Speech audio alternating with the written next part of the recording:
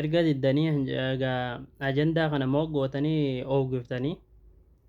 sheeyni maaliif akkas godhe wayi miskiina warii jettan waa rabbii baga godhe maaliif jennaan wanni akkasii rabshaan akkasii sun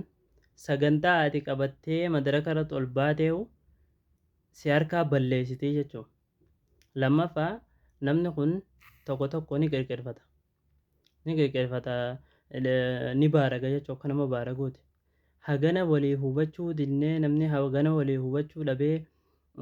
akkanatti ajandaa godhatee kaan arrabaan ammoo warri gariin asumarratti warri keenya kaan suni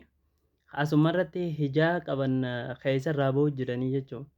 akka nama gartee duraanuu bakka tanan dhuftan isinii bakka tanaa maal guurrattan ija khayriitiin bakka akkanaa akka isin laalle ni beeyna akka isin hin laalle isin beeyna amma maal asii guurrattan gaa keeysa akka nama nasiyaa fakkeessitanii